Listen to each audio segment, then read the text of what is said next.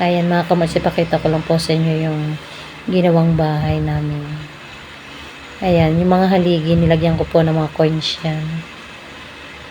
Nagsisimula na po silang mag-asinta, nag-iipon po ng tubig.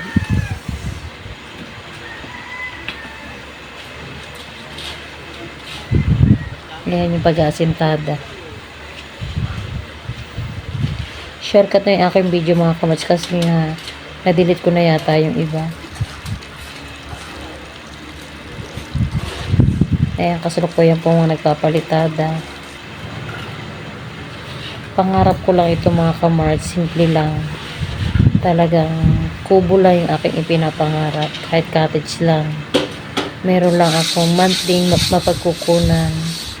Kasi dito sa amin, sa probinsya, halos dinadayo na kami ng mga turista. Sana palarin yung aking ipinapagawa, na sana maging bless. Ang dalawang kwarto ito mga kamarts. Siguro monthly lang muna yung magiging setup ko dito.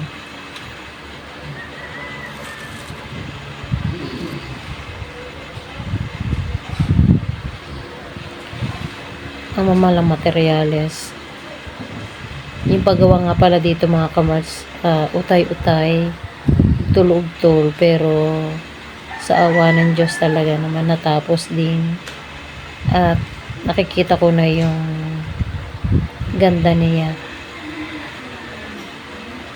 Oo nga, inilak ko nga talaga yun. Ay, wala tao dun. Ando ba si Camille?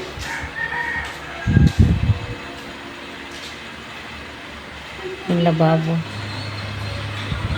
Kaya kasalukuyan na nga din po ako nagpapasalamin niyan. Kasi talagang meron na pong tumawag sa amin na may upa daw po. Kaya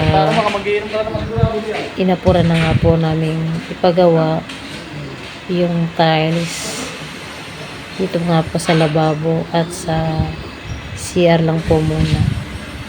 Yung flooring siguro mga next year na lang mga kamarts kasi nakapos na rin po ako sa budget. Siguro ipunin ko na lang yung magiging upa dito at yun na lang din po yung ipapagawa ko sa flooring. Salamat.